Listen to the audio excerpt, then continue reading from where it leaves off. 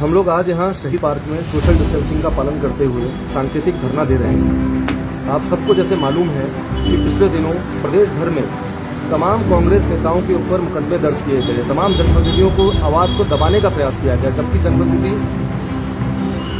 लोगों को राहत देने की बात कर रहे थे, लोगों के खिलाफ अन्याय जो लोगों के खिलाफ हो रहा था उसको सुधारने की बात कर रहे थे। लेकिन ये बहुत ही दुर्भाग्यपूर्ण है। अभी ताज़ा मामला तिलकराज भेड़ जी जो पूर्व कैबिनेट मंत्री भी हैं और पार्टी के वरिष्ठ नेता हैं, उनके ऊपर परसों मुकदमा किया गया।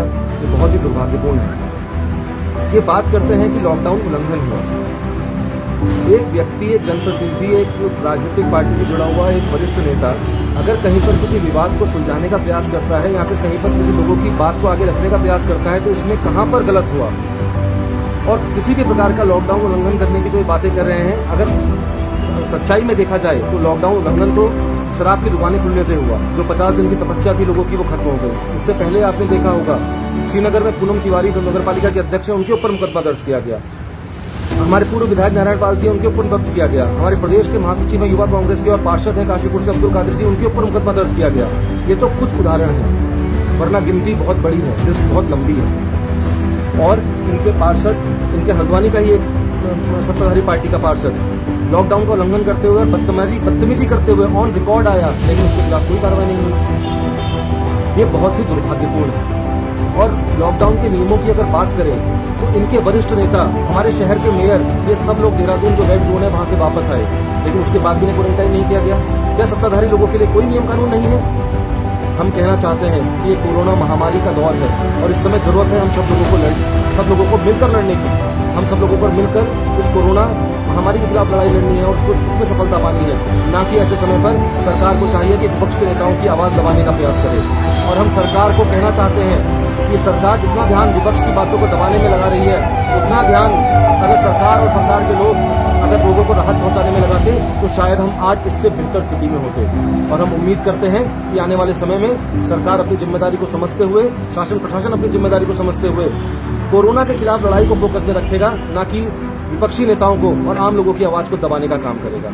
और हम निरंतर जब भी लोगों की जरूरत होगी हमारी विपक्ष के तौर पर, हम लोगों की आवाज बनने का काम करेंगे, हम युवाओं की आवाज बनने का काम करेंगे। हम लगातार मांग करते रहेंगे कि सरकार लोगों को राहत देने का कार्य करे।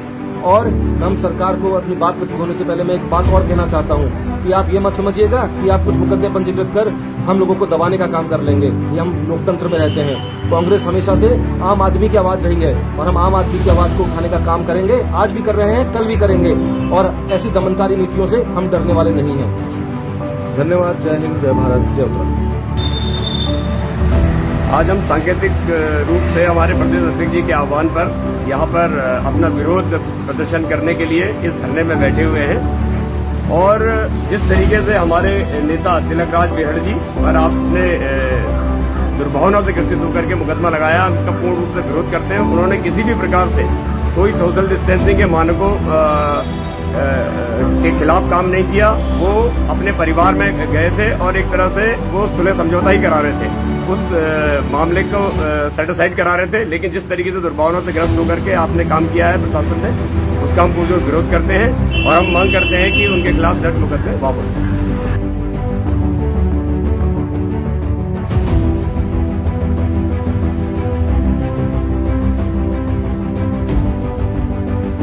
विपक्ष की कोई बात नहीं है। ये महामारी है और इस महामारी से हमें मिलकर लड़ना है।